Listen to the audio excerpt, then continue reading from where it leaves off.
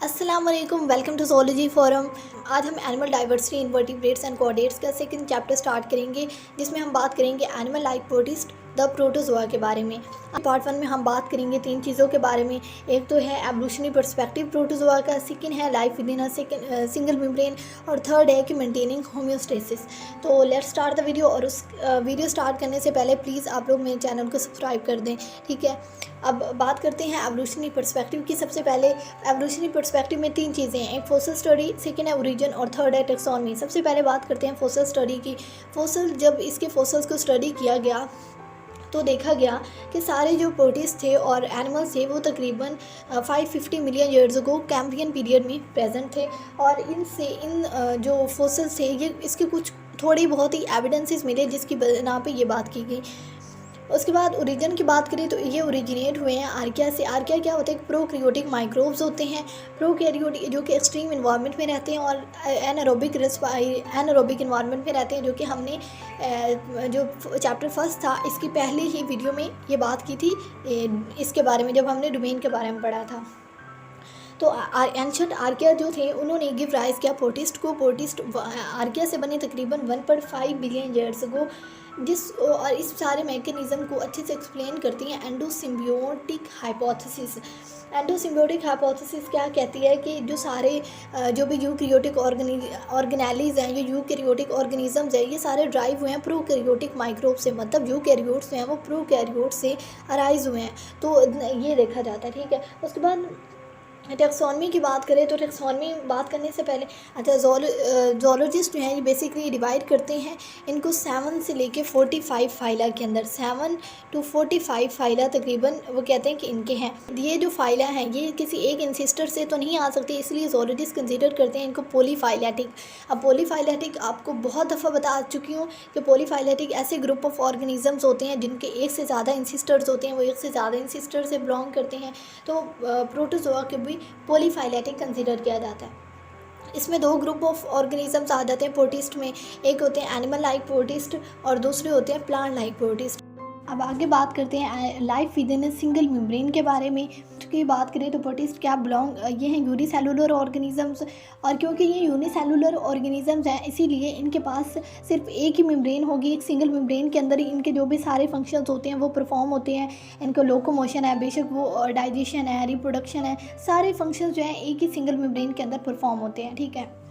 तो इसीलिए हम देखेंगे life with in a single membrane.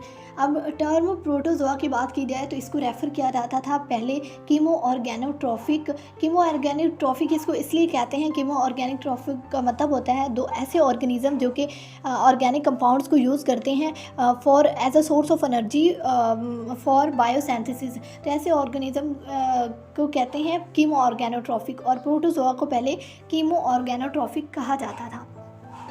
ऐसे ज़ूलॉजिस्ट जो कि स्टडी करते हैं प्रोटोजोआ की उनको कहते हैं प्रोटोजोलॉजिस्ट, और उसके बाद स्टडी ऑफ प्रोटिस्ट को कहते हैं प्रोटिस्टोलॉजी, ठीक है। उसके बाद अगर हम मैंने आपको पहले ही बता दिया कि प्रोटोजोआ जो है इसके अंदर, क्योंकि ये यूनिसेलुलर होते हैं इसलिए इसके सारे फंक्शन जो है वो सिंगल सेल मेम्ब्रेन जो है उसके अंदर परफॉर्म होते हैं, ठीक है। और ये कभी इनके अंदर कोई सेल वॉल नहीं होती, कोई भी सेल वॉल जो है वो इनके अंदर प्रेजेंट नहीं होती। और ये क्या है, अगर हम ये क्या है, कभी कभी ये यूनिसेलुलर ऑर्गेनिज्म जो है ये आपस में कंबाइन होकर कॉलोनीज़ बनाते हैं, और ये कॉलोनीज़ जो है वो कभी कभी बहुत ही ज़्यादा कम्प्लेक्स हो जाती हैं। ये इतनी कम्प्लेक्स हो जाती हैं कि कभी कभी ये मल्टी सेलुलर ऑर्गेनिज्म से भी ज़्यादा कम्प्लेक्स हो जाती हैं, ठीक है। अब नेक्स्ट बात करते हैं मेंटेनिंग होम्योस्टेसिस क्या होती है कि होम्योस्टेसिस होती है कि maintenance of internal environment despite fluctuations in the external environment. मतलब आप इंटरनल इन्वायरमेंट को मेंटेन रखते हैं, उसको टेम्परेचर को, उसकी सारा जो भी फंक्शंस है उसको मेंटेन रखते हैं अगर बाहर फ्लक्चुएशंस आ भी रही हैं। जैसे कि अब प्रोटोजोआ की बात की जाए तो प्रोटोजोआ के अंदर सिंगल सेल मेम्ब्रेन है, उसके अंदर क्या है कि अब ये जो इसका इंटरनल इन्वायरमेंट है ये सारा एक सिंगल मेम्ब्रेन के अंदर जो इन्वायरमेंट है ये इसका इंटरनल इन्वायरमेंट और बाहर वाला एक्सटर्नल इन्वायरमेंट है।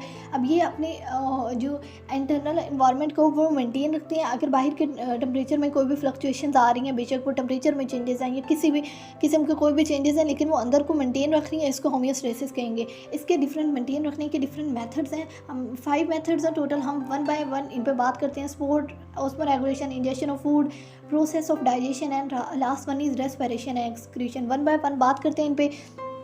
सबसे पहले है स्पोर्ट। अब स्पोर्ट क्या है कि स्पोर्ट जो है के 2 तरीके हैं इनमें, एक है pellicle and second one is cytoplasm. सबसे पहले पेलिकल की बात करते हैं। पेलिकल क्या होती है? A regular arrangement of microtubules का the pellicle underlies the plasma membrane of many protozoa. The pellicle is rigid enough to maintain the shape of the protozoa but it is also flexible. एक diagram है, उसके ज़रिए मैं आपको साथ साथ समझा देती हूँ। ये है एक यूनिसेलुलर प्रोटोजोआ। इसमें सबसे बाहर यहाँ पे आप ये लाइट ब्लू कलर की जो है ये आप देख सकते हैं, ये प्लाज्मा मेम्ब्रेन है बाहर की तरफ, और प्लाज्मा मेम्ब्रेन के जो नीचे होगी वो होगी पेलिकल। ये जो है ये प्लाज्मा मेम्ब्रेन के नीचे जो प्रेजेंट है ये है pellicle. Pellicle is present just below the plasma membrane.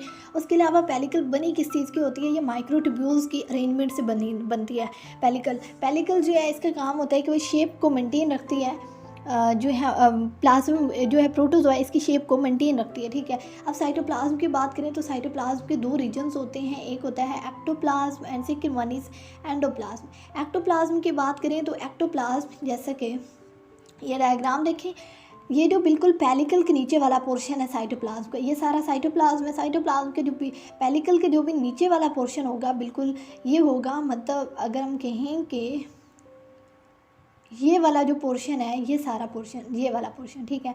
तो ये पोर्शन क्या है? ये पोर्शन होगा एक्टोप्लाज्म, जो कि बिल्कुल पेलिकल के नीचे प्रेजेंट होता है। उसके बाद और जो ये दरमियान वाला पोर्शन बचता है ये है एंडोप्लाज्म, ठीक है। तो दरमियान वाला पोर्शन जो है वो एंडोप्लाज्म और पेलिकल के नीचे वाला पोर्शन जो है वो एक्टोप्लाज्म। अब ये जो दरमियान वाला पोर्शन होता है ये थोड़ा थिक होता है, ग्रैनुलर होता है, जबकि ये जो एक्टोप्लाज्म है ये क्या होता है कि ये थोड़ा इतना थिक नहीं होता, क्लियर होता है, फॉर्म होता है, ठीक है। अब नेक्स्ट बात करते हैं अबाउट द ऑस्मो रेगुलेशन।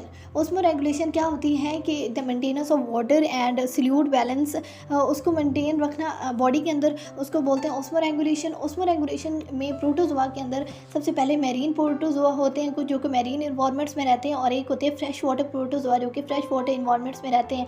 तो अगर हम मैरीन प्रोटोजोआ की बात करें तो इनके पास सॉल्यूट की कंसंट्रेशन जो होती है वो वाटर की कंसंट्रेशन के सिमिलर होती है। सॉल्यूट की कंसंट्रेशन जो होती है वो इनके इन्वायरमेंट से सिमिलर होती है, इसलिए इन्हें कोई मेंटेनेंस की ज़रूरत ही नहीं होती।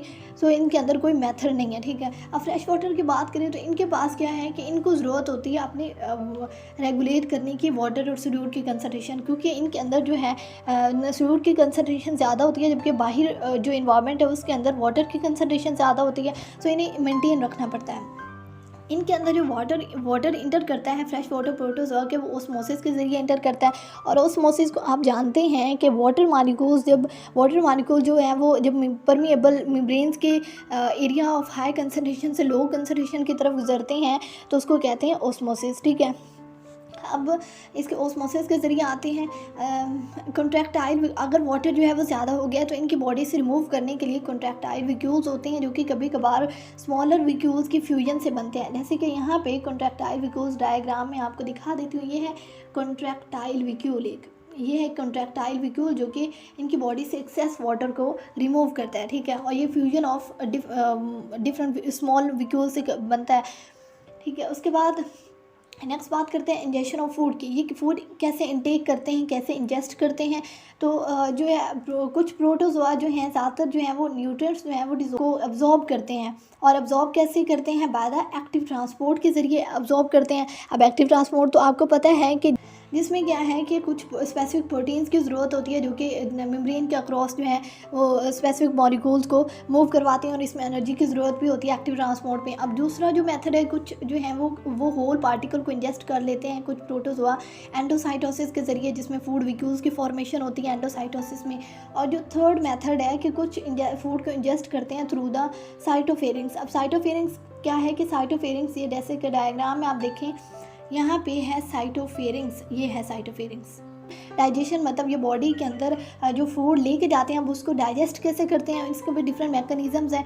डाइजेशन कैसे करते हैं कि food occurs in the food विक्यूल that form, and मैं आपको डायग्राम के ज़रिए समझाती हूँ, यस वैसे आपको समझ नहीं आएगी। अच्छा, फूड डाइजेशन जो है फूड की अक्कर करती है फूड विक्यूल के ज़रिए। जब फूड को इंजेस्ट किया जाता है तो फूड विक्यूल बनता है, ये हमारे पास है फूड विक्यूल।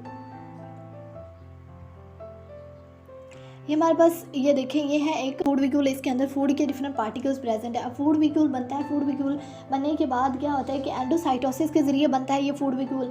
अब फूड विक्यूल जो है ये फ्यूज़ कर जाएगा इस लाइसोसोम्स के साथ। जब फूड विक्यूल और लाइसोसोम आपस में फ्यूज़ करेंगे तो लाइसोसोम्स के पास डिफरेंट एंजाइम्स प्रेजेंट होते हैं जो कि इस फूड को डाइजेस्ट करवाएंगे, जो कि करेंगे, जो कि डाइजेशन में हेल्प करते हैं। और इस एंजाइम जो एंजाइम है फूड की जो है एसिडिटी को चेंज करते हैं, और फिर अब ये फूड की डाइजेशन हो जाती है फूड विक्यूल के अंदर। फिर ये फूड जो है ये पूरे फूड विक्यूल जो है ये पूरे साइटोप्लाज्म के अंदर सर्कुलेट करता है। सर्कुलेट करने से क्या होता है कि वो अपने प्रोडक्ट्स जो है डाइजेशन का वो सब में डिस्ट्रीब्यूट करता है। डिस्ट्रीब्यूशन जब डाइजेशन कंप्लीट हो जाती है तो उसके बाद फूड विक्यूल को कहते हैं ईजेशन विक्यूल। ईजेशन विक्यूल क्या होता है कि जब उसमें से सारे कंटेंट्स जो हैं वो ख़त्म हो गए हैं, फूड डाइजेस्टिव फूड को उसने डिस्ट्रीब्यूट कर दिया तो उसको कहेंगे ईजेशन विक्यूल। और ये अब रिलीज़ कैसे होगा, अब ये जो है अब ये अपने कंटेंट्स जो है फूड ईजेशन विक्यूल कैसे करेगा, ये या तो फिर अपने कंटेंट्स रिलीज़ करेगा एक्सोसाइटोसिस के ज़रिए। एक्सोसाइटोसिस में भी वेसिकल बनती है, एक वेसिकल बनती है जो कि फूड जो कि प्लाज्मा मेम्ब्रेन के साथ फ्यूज़ करती है और फिर वहाँ से वो बाहर की तरफ मूव कर देते हैं और फिर वो एक्सपेल हो जाते हैं पार्टिकल्स। और इसके बाद एक और है कि साइटोपेग होता है। साइटोपेग क्या है, बेसिकली ये एक पोर है जहाँ जिससे ये फूड ईजेशन विक्यूल क्या होगा कि बाहर की तरफ आ जाएगा। और स्पेशलाइज बेसिकली एक पोर होता है जो कि इस पोर को साइटोपेग कहते हैं जो कि प्लाज्मा। उसके बाद लास्ट में बात करते हैं रेस्पिरेशन एक्सक्रीशन की। बेसिकली रेस्पिरेशन क्या होती है कि ऑक्सीजन को अब्जॉर्ब करना और एलिमिनेशन ऑफ कार्बन डाइऑक्साइड। और इसका और एक्सक्रीशन क्या होती है कि एक्सक्रीशन होती है जिसमें elimination of nitrogenous waste from the body, उसको एलिमिनेशन कहते हैं। और इनके अंदर जो है जो ये दोनों प्रोसेस होते हैं ये डिफ्यूजन के ज़रिए होते हैं अक्रॉस द प्लाज्मा मेम्ब्रेन। और नाइट्रोजनस वेस्ट होता है वो होता है अमोनिया। ठीक है, तो ये थी आज की वीडियो और ये था आज का टॉपिक। आई होप कि आपको सारी चीज़ें क्लियर हो गई हैं। अगर आपका कोई भी क्वेश्चन है इस टॉपिक से रिलेटेड तो आप लोग कमेंट सेक्शन में पूछ सकते हैं। और प्लीज़ अगर आपको वीडियो अच्छी लगी है तो लाइक कर दें और मेरे चैनल को सब्सक्राइब कर दें। Thank you so much. अल्लाह हाफिज़।